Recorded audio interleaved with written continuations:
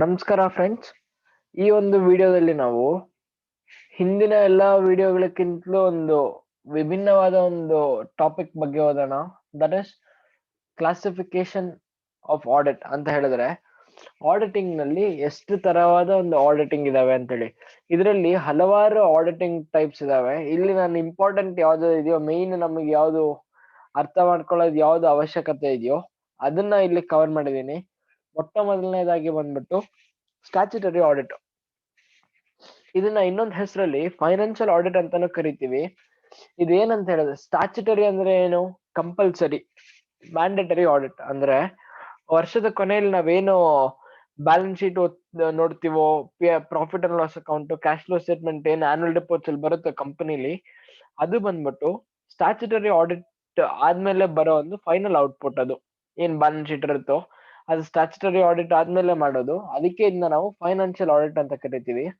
ಈ ಒಂದು ಆಡಿಟ್ ಅಲ್ಲಿ ನಾವು ಬರೀ ಫೈನಾನ್ಷಿಯಲ್ ಆಸ್ಪೆಕ್ಟ್ ಅಂತ ಹೇಳಿದ್ರೆ ಬರೀ ಹಣದ ಒಂದು ವಿಚಾರದ ಬಗ್ಗೆನೇ ಇಡೀ ಆಡಿಟ್ ನಡೆಯುತ್ತೆ. ಅಂದ್ರೆ ಹಣ ಎಷ್ಟು ಖರ್ಚು ಮಾಡಿದೀವಿ, ಎಷ್ಟು ಹಣ ನಮಗ್ ಬಂತು, ಎಂಪ್ಲಾಯೀಸ್ಗೆ ಎಷ್ಟು ಪೇ ಮಾಡಿದೀವಿ, ಬೇರೆಯವ್ರಿಗೆ ಎಷ್ಟು ಪೇಮೆಂಟ್ ಆಗಿದೆ, ಎಷ್ಟು ರಿಸರ್ವ್ಸ್ ಹೋಗಿದೆ, ಎಷ್ಟು ನಾವು ಖರ್ಚು ಮಾಡಿದೀವಿ, ಲೋನ್ ಎಷ್ಟು ತಗೊಂಡಿದೀವಿ, ರೀಪೇಮೆಂಟ್ ಎಷ್ಟು, ಅಸೆಟ್ ಎಷ್ಟು ತಗೊಂಡಿದೀವಿ, ಅಸೆಟ್ ಎಷ್ಟು ಮಾರಾಟ ಮಾಡಿದೀವಿ, ಅದೆಲ್ಲದು ಬಂದು ಫೈನಾನ್ಷಿಯಲ್ ಒಂದು ಫೈನಾನ್ಷಿಯಲ್ ಟ್ರಾನ್ಸಾಕ್ಷನ್ಸ್ ಇರುತ್ತೆ. ಅದಕ್ಕೆ ನಾವ್ ಇದನ್ನ ಫೈನಾನ್ಷಿಯಲ್ ಆಡಿಟ್ ಅಥವಾ ಒಂದು ಸ್ಟ್ಯಾಚ್ಯುಟರಿ ಆಡಿಟ್ ಅಂತ ಕರಿತೀವಿ. ಫೈನಾನ್ಷಿಯಲ್ ಆಡಿಟ್ ಅಂತ ಅದಕ್ಕೆ ಕರಿತೀವಿ. ಹಾಗೂ ಇದನ್ನ ಏನಕ್ಕೆ ಸ್ಟ್ಯಾಚ್ಯುಟರಿ ಅಂತ ಹೇಳೋದಂದ್ರೆ, ಕಂಪನೀಸ್ ಆಕ್ಟ್ ಪ್ರಕಾರ ಈ ಒಂದು ಆಡಿಟ್ ನ ಕಂಪಲ್ಸರಿ ಆಗಿ ಮಾಡ್ಲೇಬೇಕು. ಪ್ರತಿಯೊಂದು ಕಂಪನೀಸ್ ಆಕ್ಟ್ ಅಲ್ಲಿ ರಿಜಿಸ್ಟರ್ ಆಗಿರೋ ಕಂಪನಿ ಅದ್ರಲ್ಲಿ ರಿಜಿಸ್ಟರ್ ಆಗಿರೋ ಕಂಪನಿ ಬಂದ್ಬಿಟ್ಟು ಇಂಡಿಯಾದಲ್ಲಿ ಅವರು ಕಡ್ಡಾಯವಾಗಿ ಈ ಒಂದು ಆಡಿಟ್ ನ ನಡೆಸಲೇಬೇಕು. ಅದಕ್ಕೆ ಇದನ್ನ ನಾವು ಸ್ಟ್ಯಾಚ್ಯುಟರಿ ಆಡಿಟ್ ಅಂತ ಕರಿತೀವಿ. ನೆಕ್ಸ್ಟ್ ಬಂದ್ಬಿಟ್ಟು ಇಂಟರ್ನಲ್ ಆಡಿಟ್. ನಾನು ನಿಮಗೆ ಹಿಂದಿನ ಒಂದು ವಿಡಿಯೋದಲ್ಲಿ ಹೇಳಿದೆ, ಹಿಂದಿನ ಒಂದು ಕೆಲವೊಂದು ವಿಡಿಯೋ ಯಾವ್ದೋ ಒಂದು ವಿಡಿಯೋದಲ್ಲಿ ಹೇಳಿದ್ದೆ ನಿಮಗೆ ನಾನು, ಏನಂದ್ರೆ ಆಡಿಟಿಂಗ್ ಮಾಡೋ ಒಬ್ಬ ವ್ಯಕ್ತಿ ಬಂದು ಹೊರಗಿನವ್ರು ಇರ್ತಾರೆ ಅಂದ್ಬಿಟ್ಟು, ಅದು ಸ್ಟ್ಯಾಚ್ಯುಟರಿ ಆಡಿಟ್ಗೆ. ಇಲ್ಲಿ ಇಂಟರ್ನಲ್ ಆಡಿಟ್ ಅಂತ ಹೇಳಿದ್ರೆ ಆಡಿಟರ್ ಬರಕ್ಕಿಂತಲೂ ಮುಂಚೆನೆ ಅವ್ರಿಗೆ ಕೆಲಸ ಕಮ್ಮಿ ಮಾಡ್ಬೇಕು ಅಂತ ಹೇಳಿ ನಮ್ಮ ಗೌರ್ಮೆಂಟ್ ಏನ್ ಮಾಡಿದೆ ಅಂದ್ರೆ ನಮ್ಮ ಕಂಪನಿ ಲಾ ಏನ್ ಹೇಳಿದೆ ಅಂದ್ರೆ, ಕಂಪನಿ ಒಳಗಿನವರೇ ಒಮ್ಮೆ ಆಡಿಟ್ ಮಾಡ್ಬೇಕು ಅಂತ. ಈಗ ನಾವು ಈಗ ಹೆಂಗೆ ನಾವು ಜಸ್ಟ್ ನನ್ನ ಮೊದಲನ ಒಂದು ವಿಡಿಯೋದಲ್ಲಿ ನಾನು ನಿಮ್ಗೆ ಎಕ್ಸಾಮ್ ಮತ್ತೆ ಕರೆಕ್ಷನ್ ಹೇಳದ್ನೋ, ನಾವು ಡೈರೆಕ್ಟ್ ಎಕ್ಸಾಮ್ ಬರೆಯಕ್ಕಿಂತಲೂ ಮುಂಚೆ ಒಂದ್ಸರಿ ರಿವಿಷನ್ ಮಾಡ್ಬಿಟ್ಟು ಬರೆದು ಪ್ರಾಕ್ಟೀಸ್ ಮಾಡಿ ಯಾರ ಕೈಲಾದ್ರೂ ಕರೆಕ್ಷನ್ ಮಾಡಿಸ್ತೀವಲ್ಲ, ಆ ತರ ಇದೊಂದು ಇಂಟರ್ನಲ್ ಆಡಿಟ್. ಅಕೌಂಟೆಂಟ್ ಮಾಡೋ ಎಲ್ಲಾ ಕೆಲ್ಸಗಳನ್ನ ಒಬ್ಬ ಅವ್ರಿಗಿಂತಲೂ ಒಂದ್ ಲೆವೆಲ್ ಮೇಲೆ ಇರೋ ಎಂಪ್ಲಾಯಿ ಬಂದ್ಬಿಟ್ಟು ಇಂಟರ್ನಲ್ ಆಡಿಟರ್ ಅಂತ ಕರಿತೀವಿ ಅವ್ರನ್ನ. ಅವ್ರು ಬಂದು ಇಂಟರ್ನಲ್ ಆಡಿಟ್ ಮಾಡಿ ಅವ್ರು ಮಾಡಿರೋ ಕೆಲಸ ಕರೆಕ್ಟ್ ಆಗಿದ್ಯಾ ಅಂತ ಚೆಕ್ ಮಾಡ್ತಾರೆ. ಹಾಗೂ ನೆಕ್ಸ್ಟ್ ಯಾರು ಆಡಿಟರ್ ಬರ್ತಾರೋ ಅವರು ಇಬ್ರು ಮಾಡಿರೋ ಕೆಲಸನ ವೆರಿಫೈ ಮಾಡ್ಬಿಟ್ಟು ಆಡಿಟ್ ರಿಪೋರ್ಟ್ ಕೊಡ್ತಾರೆ. ಹಾಗಾಗಿ ಇಂಟರ್ನಲ್ ಆಡಿಟ್ ಅಲ್ಲಿ ಏನ್ ನಡೆಯುತ್ತೆ ಅಂದ್ರೆ, ಮೊಟ್ಟ ಮೊದಲನೇದಾಗಿ ಇದ್ರ ಬಗ್ಗೆ ಏನ್ ಹೇಳ್ಬೇಕು ಅಂದ್ರೆ, ಇಂಟರ್ನಲ್ ಆಡಿಟ್ ಅಲ್ಲಿ ಆಡಿಟರ್ ಬಂದು ಕಂಪನಿಯ ಮ್ಯಾನೇಜ್ಮೆಂಟ್ ಅವರೇ ಒಬ್ರು ಇರ್ತಾರೆ ಆಡಿಟರ್. ಇವ್ರಿಗೆ ಹೆಂಗೆ ಎಲ್ಲರಿಗೂ ತಿಂಗಳಿಗೊಂದ್ಸರಿ ಸಂಬಳ ಕೊಡ್ತಾರೋ ಅದೇ ತರ ಇವ್ರಿಗೂ ಸಂಬಳ ಕೊಟ್ಟು ಇವರು ಕೂಡ ಎಂಪ್ಲಾಯಿ ಆಗಿ ಕೆಲಸ ಮಾಡ್ತಿರ್ತಾರೆ ಕಂಪನಿಲಿ. ಹಾಗೂ ಇವರು ನಡೆಯೋ ಟ್ರಾನ್ಸಾಕ್ಷನ್ಸ್ ಪ್ರತಿ ಒಂದೊಂದು ಹಂತದಲ್ಲೂ ಇವ್ರು ಆಡಿಟ್ ಮಾಡ್ಕೊಂಡ್ ಬಂದು ಇಂಟರ್ನಲ್ ಅಲ್ಲೆಲ್ಲ ವೆರಿಫೈ ಮಾಡಿ ಇವ್ರು ಕೂಡ ರಿಪೋರ್ಟ್ ಕೊಡ್ತಾರೆ ಮ್ಯಾನೇಜ್ಮೆಂಟ್ ಗೆ. ಅದಕ್ಕೆ ನಾವ್ ಇದನ್ನ ಇಂಟರ್ನಲ್ ಆಡಿಟ್ ಅಂತ ಕರೆಯೋದು. ಏನಂದ್ರೆ ಬರೀ ಕಂಪನಿ ಒಳಗಡೆ ಆಗ್ತಿರೋ ಟ್ರಾನ್ಸಾಕ್ಷನ್ಸ್ ಒಳಗಿನ ಒಬ್ಬ ವ್ಯಕ್ತಿಯೇ ವೆರಿಫೈ ಮಾಡ್ತಾನೆ. ಅದಕ್ಕೆ ಇದನ್ನ ಇಂಟರ್ನಲ್ ಆಡಿಟ್ ಅಂತ ಕರಿತೀವಿ. ನೆಕ್ಸ್ಟ್ ಬಂದು ಸೆಕ್ರೆಟೇರಿಯಲ್ ಆಡಿಟ್. ಏನು ಸೆಕ್ರೆಟೇರಿಯಲ್ ಅಂದ್ರೆ, ಹೆಸರೇ ಹೇಳುತ್ತೆ, ಸೆಕ್ರೆಟೇರಿಯಲ್ ಅಂದ್ರೆ ಕಂಪನಿ ಲಾ ಸಂಬಂಧಿಸಿದ ಒಂದು ಆಡಿಟ್. ಇದು ಏನಂತ ಹೇಳಿದ್ರೆ, ಈಗ ಒಂದು ಕಂಪನಿ ನಡೀತಿದೆ ಅಂದ್ರೆ ಆ ಕಂಪನಿ ಬಂದು ಗೌರ್ಮೆಂಟ್ ಏನ್ ಹೇಳಿದೆ ಅಂದ್ರೆ, ಕಾನ್ಸ್ಟಿಟ್ಯೂಷನ್ ಪ್ರಕಾರ ಆ ಕಂಪನಿ ಬಂದು ಕಂಪನೀಸ್ ಆಕ್ಟ್ ಏನ್ ಹೇಳಿದ್ಯೋ ಅದರ ಪ್ರಕಾರ ನಡ್ಕೊಂಡು ಹೋಗ್ಬೇಕು ಅಂತೇಳಿ ಕಾನ್ಸ್ಟಿಟ್ಯೂಷನ್ ಅಲ್ಲಿ ಹೇಳಿದ್ದಾರೆ, ಗೌರ್ಮೆಂಟ್ ಹೇಳಿದ್ದಾರೆ.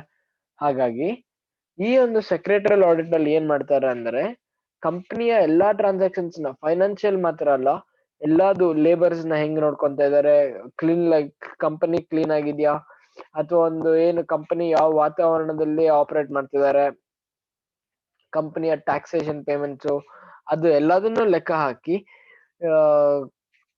ಅದನ್ನೆಲ್ಲ ವೆರಿಫೈ ಮಾಡೋದನ್ನ ನಾವು ಸೆಕ್ರೆಟರಿಯಲ್ ಆಡಿಟ್ ಅಂತ ಹೇಳ್ತೀವಿ. ಇಲ್ಲಿ ಸೆಕ್ರೆಟೇರಿಯಲ್ ಅಂತಾನೆ ಏನಕ್ಕೆ ಸಪರೇಟ್ ಆಗಿ ಹೇಳ್ತೇವೆ ಅಂದ್ರೆ, ಈ ಒಂದು ಆಡಿಟ್ ನ ಕಂಪನಿ ಲಾ ಆಧಾರದ ಮೇಲೆ ಮಾಡ್ತಾರೆ. ಸೊ ಏನಂದ್ರೆ ಇಲ್ಲಿ ಬೇಸ್ ಡಾಕ್ಯುಮೆಂಟ್ ಕಂಪನಿ ಲಾನ ಚೆಕ್ ಮಾಡಿ, ಕಂಪನಿ ಲಾ ಅಂದ್ರೆ ಕಂಪನಿ ಲಾನ ಓದಿ ಅರ್ಥ ಮಾಡ್ಕೊಂಡು ಕಂಪನಿಯಲ್ಲಿ ಆಗ್ತಿರೋ ಎಲ್ಲಾ ಟ್ರಾನ್ಸಾಕ್ಷನ್ಸ್ ನ ಚೆಕ್ ಮಾಡಿ ಅದನ್ನ ಕಂಪೇರ್ ಮಾಡಿ, ಹೌದು ಸರಿ ಇದು ಕಂಪನಿಯಲ್ಲಿ ಹೇಳಿರೋ ತರಾನೇ ಆಗ್ತಿದೆ ಅಂತ ಹೇಳಿ ಕನ್ಫರ್ಮ್ ಮಾಡೋದೇ ಸೆಕ್ರೆಟರಿಯಲ್ ಆಡಿಟ್.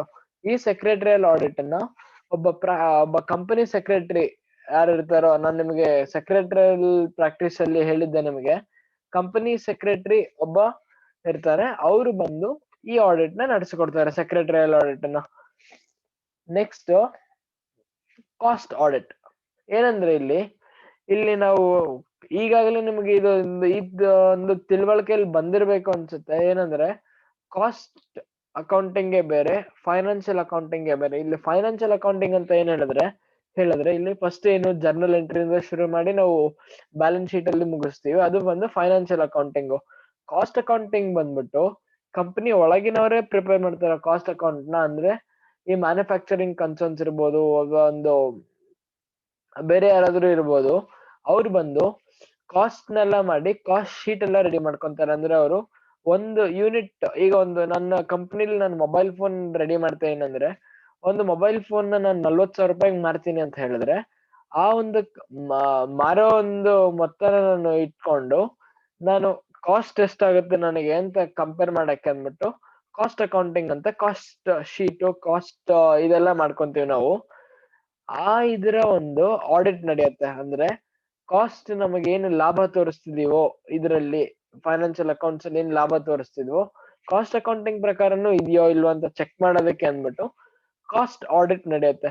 ಈ ಕಾಸ್ಟ್ ಆಡಿಟ್ ಅಲ್ಲಿ ಏನ್ ಮಾಡ್ತಾರೆ ಅಂದ್ರೆ, ಒಬ್ಬ ಕಾಸ್ಟ್ ಅಂಡ್ ಮ್ಯಾನೇಜ್ಮೆಂಟ್ ಅಕೌಂಟೆಂಟ್, ಅಥವಾ ಮುಂಚೆ ಏನಿತ್ತು ಅಂದ್ರೆ ಇವ್ರನ್ನ ಇಂಡಸ್ಟ್ರಿಯಲ್ ಕಾಸ್ಟ್ ವರ್ಕ್ಸ್ ಅಕೌಂಟೆಂಟ್ ಅಂತ ಕರಿತಿದ್ವಿ, ಅಥವಾ ಒಬ್ಬ ಚಾರ್ಟರ್ಡ್ ಅಕೌಂಟೆಂಟ್, ಯಾರಾದ್ರೂ ಬಂದು ಕಂಪನಿಯ ಒಳಗಿನ ವ್ಯಕ್ತಿಯೇ ಬಂದು ಕಾಸ್ಟ್ಸ್ ನೆಲ್ಲ ವೆರಿಫೈ ಮಾಡಿ ಎಲ್ಲ ಕರೆಕ್ಟ್ ಆಗಿ ಕಾಸ್ಟ್ ಪ್ರಕಾರನೇ ಇವರು ಅಕೌಂಟಿಂಗ್ ಮಾಡ್ತಾರೆ, ಅಥವಾ ಏನಾದ್ರು ತಪ್ಪು ಇನ್ಫಾರ್ಮೇಶನ್ ತೋರಿಸ್ತಾರ ಅಂತ ಹೇಳೋದನ್ನೇ ಆ ಇಡೀ ಪ್ರಾಸೆಸ್ ನ ಇಲ್ಲಿ ಬಂದು ಕಾಸ್ಟ್ ಆಡಿಟ್ ಅಂತ ಕರಿತೀವಿ. Next tax audit.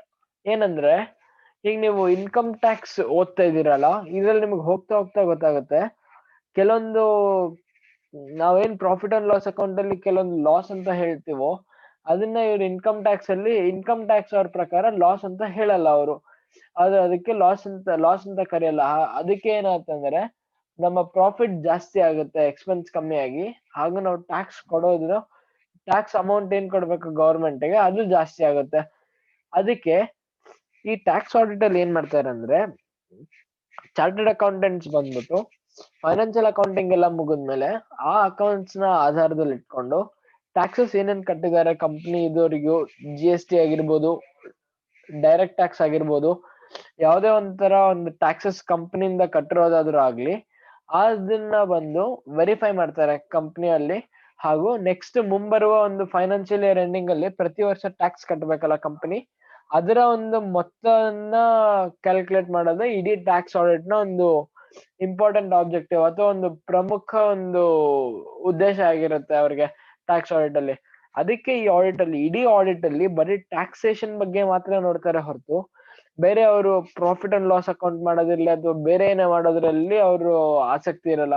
ಅದಕ್ಕೆ ಇಡೀ ಆಡಿಟಿಂಗ್ ಪ್ರೊಸೆಸ್ ಅಲ್ಲಿ ಏನಾಗುತ್ತೆ ಅಂದ್ರೆ, ಕಂಪನಿ ಇದುವರೆಗೂ ಏನ್ ಟ್ಯಾಕ್ಸ್ ಕಟ್ಟಿದ್ಯೋ ಅದನ್ನ ಲೆಕ್ಕ ಹಾಕಿ, ಇವಾಗಿರೋ ಅಕೌಂಟ್ಸ್ ಇಂದ ಕಂಪನಿ ಎಷ್ಟು ಟ್ಯಾಕ್ಸ್ ಕಟ್ಟಬೇಕು ಅಂತ ಲೆಕ್ಕ ಹಾಕಿ, ಈಗ ಕಂಪನಿ ಜಾಸ್ತಿ ಟ್ಯಾಕ್ಸ್ ಕಟ್ಟಿದೆ ಅಥವಾ ಕಂಪನಿ ಕಮ್ಮಿ ಟ್ಯಾಕ್ಸ್ ಕಟ್ಟಿದೆ ಅಂತ ಅದನ್ನ ಕಂಪೇರ್ ಮಾಡಿ, ಈಗ ಉಳಿದಿರೋ ಅಮೌಂಟ್ ಅಲ್ಲಿ ಗವರ್ಮೆಂಟ್ ಕಂಪನಿಗೆ ವಾಪಸ್ ದುಡ್ಡು ಕೊಡ್ಬೇಕಾ ಅಥವಾ ಕಂಪನಿನೇ ಗವರ್ಮೆಂಟ್ ವಾಪಸ್ ಕೊಡ್ಬೇಕಾ ಅಂತ ಹೇಳಿ ಲೆಕ್ಕ ಹಾಕೋದೆ ಇಡೀ ಟ್ಯಾಕ್ಸ್ ಆಡಿಟ್. ಇದ್ರಲ್ಲಿ ಬಂದು ಆಡಿಟರ್ ಒಂದು ರಿಪೋರ್ಟ್ ಕೊಡ್ತಾನೆ ಮ್ಯಾನೇಜ್ಮೆಂಟ್ ಗೆ.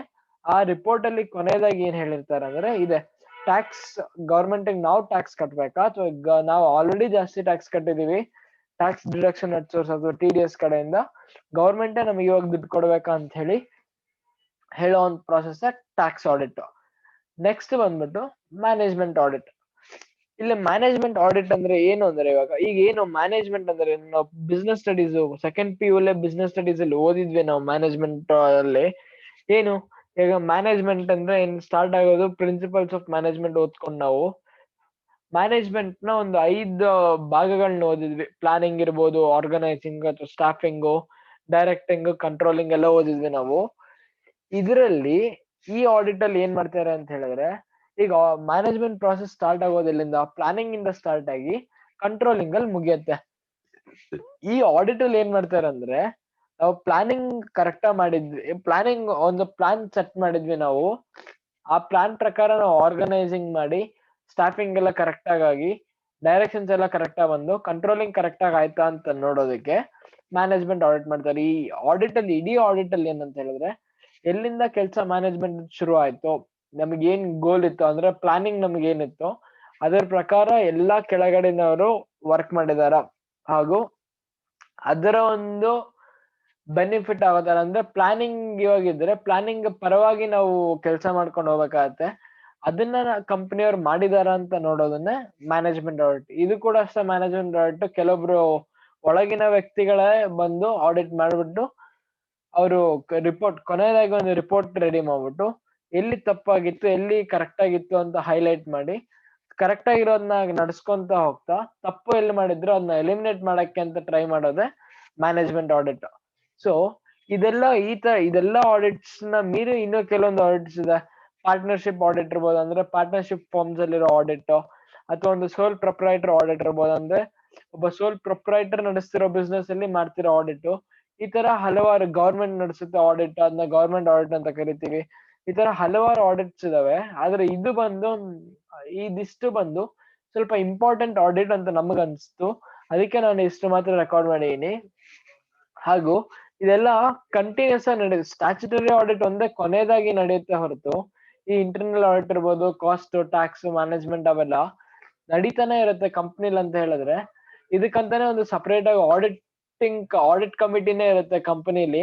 ಆ ಆಡಿಟ್ ಕಮಿಟಿ ಪ್ರಕಾರ ಇಂಟರ್ನಲ್ ಒಳಗಿನವ್ರು ಯಾರ್ಯಾರು ಕೆಲಸ ಮಾಡ್ತಾರೋ ಅವ್ರ ಕಡೆಯಿಂದ ಕಂಟಿನ್ಯೂಸ್ ಆಗಿ ಮಾಡ್ತಾನೆ ಇರ್ತಾರೆ. ಹೆಂಗೆ ದಿನ ಬೆಳಿಗ್ಗೆ ಅಕೌಂಟೆಂಟ್ ಬಂದ್ರೆ ಅಕೌಂಟ್ಸ್ ರೆಡಿ ಮಾಡ್ತಾನೋ, ಆ ತರ ಇಲ್ಲಿ ಬಂದು ಒಳಗಿರೋ ಆಡಿಟರ್ಸ್ ಎಲ್ಲ ಮಾಡಿರೋ ಅಕೌಂಟ್ಸ್ ಆಗ್ಲಿ ಅಥವಾ ಬೇರೆ ಏನ್ ಟ್ರಾನ್ಸಾಕ್ಷನ್ಸ್ ನಡೆದಿದೆಯೋ ಆ ಆಡಿಟ್ ನ ಒಂದು ಪ್ರಾಮುಖ್ಯತೆಯಲ್ಲಿ ಮಾಡ್ತಾರೆ. ಈಗ ಕಾಸ್ಟ್ ಆಡಿಟ್ ಅಂತ ಹೇಳಿದ್ರೆ ಕಾಸ್ಟ್ ಅಕೌಂಟಿಂಗ್ ನ ನೋಡ್ಕೊಂತಾರೆ.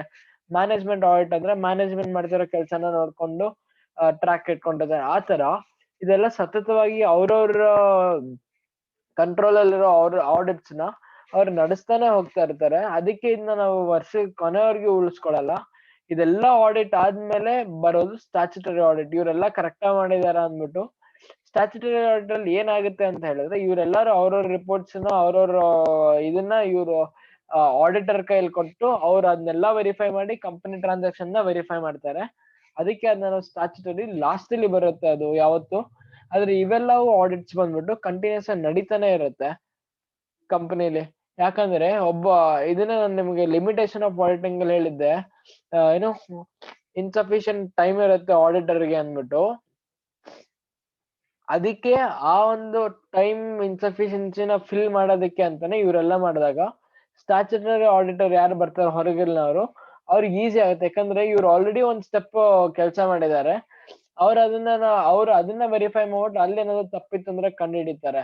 ಅದಕ್ಕೆ ಅವ್ರನ್ನ ಸ್ಟ್ಯಾಚ್ಯುಟರಿ ಆಡಿಟರ್ ಅಥವಾ ಲಾಸ್ಟ್ ಅಲ್ಲಿ ಬರೋ ಫೈನಾನ್ಷಿಯಲ್ ಆಡಿಟ್ ಅಲ್ಲಿ ಬರೋ ಎಕ್ಸ್ಟರ್ನಲ್ ಆಡಿಟರ್ ಅಂತ ಕರಿತೀವಿ ಅವ್ರನ್ನ. ಹಾಗಾಗಿ ನಾ ಈ ಲೆಕ್ಚರ್ ನ ಇಲ್ಲಿಗೆ ಮುಗಿಸ್ತಾ ಇದೀನಿ. ಇನ್ನು ಹಲವಾರು ಆಡಿಟ್ ಟೈಪ್ಸ್ ಇದೆ. ನೀವು ಬೇಕಾದ್ರೆ ಬೇರೆ ಯಾವ್ದೋ ಸೋರ್ಸ್ ಇಂದ ನೀವು ವೆರಿಫೈ ಮಾಡ್ಕೋಬಹುದು.